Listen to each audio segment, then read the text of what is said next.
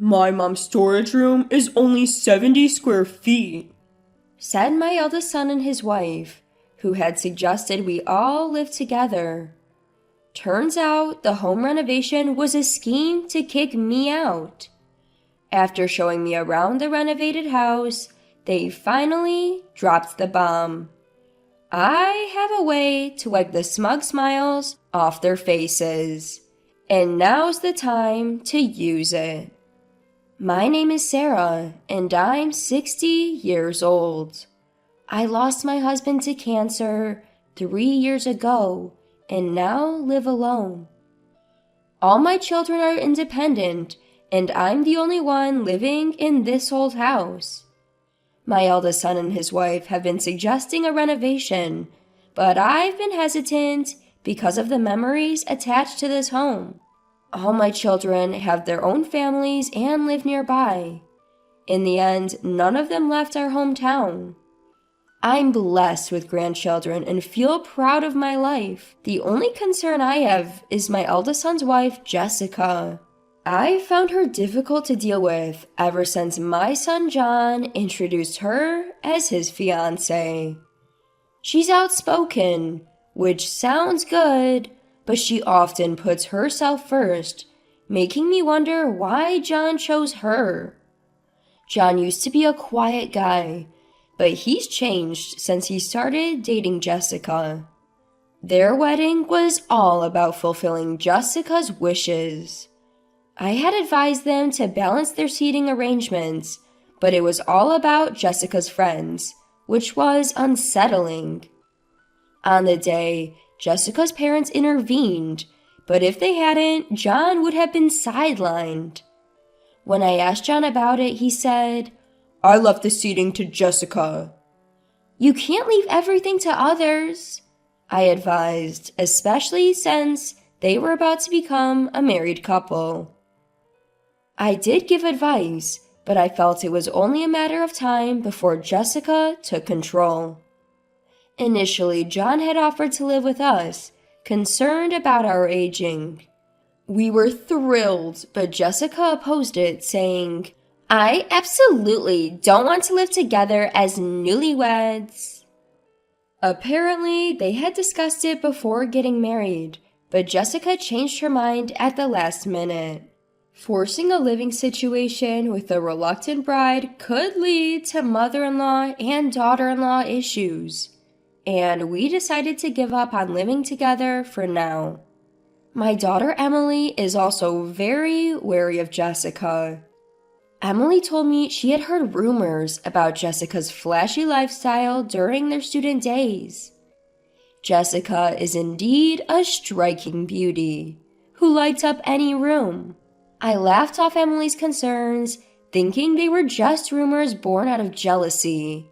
Emily said, "Just consult me if anything happens." I'm grateful she's always looking out for me.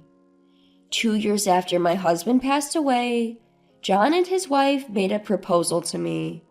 The time had come to consider living together.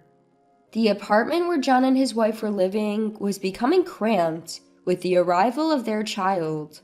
I was happy at the thought of them moving into my spacious but empty house, especially since my husband had passed away. Having my grandchild around would surely liven up my quiet days. I had no reason to oppose my eldest son and his wife's proposal. However, they wanted to renovate the old house before moving in. The plumbing was outdated, and the flooring could use an upgrade for the grandkids. Separate rooms for each child would also become necessary. As I age, I had been thinking about making the house more accessible, so renovating now made sense. "Sure, go ahead and make the place more livable," I agreed. And so my cherished home was set for a makeover. From now on, my eldest son and his wife would be the primary residents. As long as they secured a space for my altar and my room, I was fine with leaving the rest to them. I should have discussed things more at that time, but I thought it was better to let them handle it. During the renovation, I assumed John and his wife would take care of me, but that wasn't the case. Jessica informed me there was no space for me to live comfortably, so I turned to Emily for advice. Emily and her husband warmly welcomed me into their home. Their kindness was a joy, and living with them was delightful. Emily's husband had lost his parents, and he treated me as if I were his own mother. While the renovation was underway, they even took me on trips. They also contributed financially to the renovation, even though they wouldn't be living there. I told my eldest son to thank them, but there was no sign of gratitude. And they wouldn't let me see the renovation progress, saying it was still dangerous. I was getting a bit anxious. One day, I decided to secretly check on my house with Emily and her husband. Something felt off. The interior looked great, and the construction seemed to be going well. I brushed off my uneasy feeling at that moment. "Where will the altar go?" Emily casually mentioned as we were leaving. That's when I realized I hadn't seen a spot for it. We probably missed it because it was dark. I reassured her, smiling at Emily, who was nervously biting her nails. The next day, Emily seemed concerned. She's more observant than me. And her husband is an architect with a home office and studio. Emily spent some time consulting with him in the studio. I could hear the lively voices of John's children, my grandchildren in the background. That night, after putting the grandkids to bed, Emily called me into her studio with a simple, "Hey, can we talk?" Spread out on the table was a floor plan. "What's this?" "It's the floor plan of our new family home before the renovation, and this one is the new floor plan." I figured Emily must have used her husband's connections to get these. Blueprints, renovation plans, and floor plans were all in Emily's possession. Laying the two side by side, it was clear the house had undergone a complete transformation. It hardly resembled the original layout. "Don't you find it odd? I thought something was off when we visited yesterday." Emily pointed to the new floor plan as she explained. "There's no space for Mom's altar, or even a room that resembles mine." Upon closer inspection, she was right. The place to put the altar and anything that looks like my room are gone. The sunny room facing the garden, which used to be mine and my husband's, seemed to have been converted into a room for the eldest son and his wife. "This must be why they didn't want us to know the progress," Emily said, her face a mix of disbelief and frustration. I had a clear agreement with John. I kept going back and forth between the plans, unable to believe that none of my wishes were reflected. "I can't believe this." Emily tightly gripped my hand. "Mom, if they're playing games, we can play too." She encouraged me with determination. Emily advised me to act oblivious for a while. It seemed she wanted to give them enough rope to hang themselves. In the meantime, we'd prepare our counter move. Emily's husband had checked with the construction company, and it turned out Jessica was the one mainly pushing the project forward. Apparently, she had been quite demanding, causing headaches for the project manager, and they had told the contractor they'd be living there as a family of 4. Emily was so angry she looked like she was about to confront John and his wife right then and there. I was more stunned than angry, my mind eerily calm. "Mom, the renovation will be complete tomorrow. Come take a look." John's message came about a month after my secret visit to the construction site. It seems the work was finally done. "All right, I'll come with Emily and the others," I responded, pretending to be clueless. They were moving in the next day. Most likely, they'd thrown away most of the stuff we'd left behind.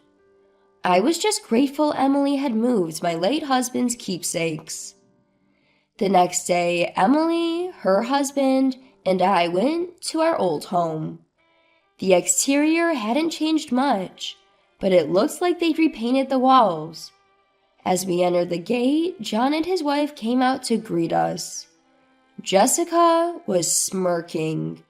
She was probably imagining the drama that was about to unfold. I thought to myself, he really married a piece of work. We were shown around the house, room by room. The interior was completely different. Some of the original structures remained, but it felt like a brand new house. We were led into the living room. It's beautiful. It's like a brand new house. Smiling at Jessica, I said, "It's really transformed into something beautiful." She grinned back, clearly proud, and went on to boast about how she had masterminded the entire renovation. By the way, where's my room in all of this? And there's no space for an altar either? You saw it. Your room is the storage room, John said, mocking me. Indeed, they had shown me a 70-square-foot storage room. It was a room with a tiny window that hardly got any sunlight. Probably the dampest room in the house. 70 square feet is enough for Dad's pictures, right? Hearing John's words, I felt a deep sadness. Where had my kind son gone? They probably thought my silence was due to shock. Jessica was looking at me with a nasty smirk. "Unhappy with my renovation plans? If you don't like it, leave. No need for an old lady here." I gently held Emily's knee as she was about to stand up in anger. Their true colors were finally showing. John and his wife had planned to take over the family home from the start. I understood that their apartment was getting cramped as their child grew. They knew I would help fund the renovation if they talked about living together. It was all a scheme by my eldest son and his wife. "So there's no place for me in this new home, is that it?" I asked, glaring at both of them. They nodded, smirking as if enjoying my dilemma. "Fine, I'll leave." "I will," I said, smiling back at their smug faces. Jessica looked a bit deflated. She probably thought I'd put up more of a fight. I think he probably wanted to tease me more. Emily called in someone who had been waiting at a nearby cafe. A man in a well-tailored suit appeared. He shook hands with John and his wife and handed them his business card. It was from a law firm, and they seemed confused. Another man arrived. With everyone present, I spoke again. "I'm leaving, so I'm selling this house," I declared, looking straight at John and his wife. They were both stunned. We had anticipated this and had prepared our countermove long ago.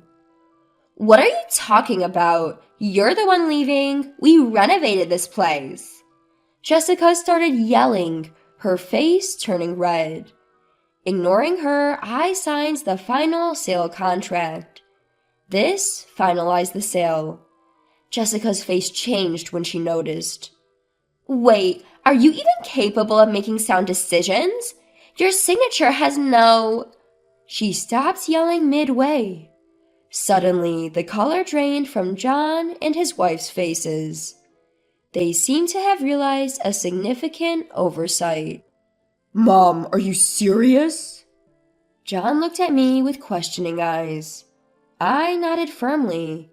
They were the ones who had started this fight. They had planned to kick me out and dump the house on Emily and her husband. I had always dreamed of living under the same roof with my grandchildren, filling the house with laughter and love. But John and Jessica shattered that dream, and I couldn't forgive them for it. I own this house. Since it seems I can't live here, I've decided to sell it. I've already spoken to a real estate agent about handling the details. Waiting at the coffee shop were a lawyer and a real estate agent. I had them on standby so we could finalize the sale immediately. John looked stunned as he read the sales contract. Jessica's face turned ghostly white. Apparently, the lease on the apartment where John and his family currently live is ending this month. They were now in a bind, needing to find a new place to live as soon as possible. Hold on, where are we supposed to live now? John called out to me as I was about to leave. His voice dripped with a manipulative sweetness, and I was sick of it. Jessica seemed to be pinning her hopes on John's plea. They must think I have a soft spot for my eldest son. Why don't you talk to the real estate agent about that? At my words, John's shoulders slumped in defeat. Jessica let out a scream-like sound, calling me a monster. John and Jessica tried to apologize multiple times afterward, but Emily never let them see me. The newly renovated house quickly found a buyer, and another family has already started their new life there. John and Jessica, it seems, had drained their savings on the renovation and were now financially strapped. They ended up moving to an even smaller apartment than before. Their children, my grandchildren, didn't like the cramped space and left. Now, John's kids are living in my new home. Apparently, the day after we secretly visited the construction site, John's children had consulted Emily. They were concerned about the absence of a room for Grandma in the new house. My grandchildren are innocent in all this. Jessica has even lost the affection of her own children. John, now reprimanded by his kids and regretful for forcing them into a smaller home, knows they're staying with me. These days, it seems fights between John and Jessica are constant. I'm living comfortably in the new house that Emily's husband designed for me. I didn't want to make my grandchildren uncomfortable, so I had rooms made for them too. When I invited them to live with me, they moved in right away. The lively household I had always wished for is now a reality. Making lunch for my grandchildren has become my new joy in life.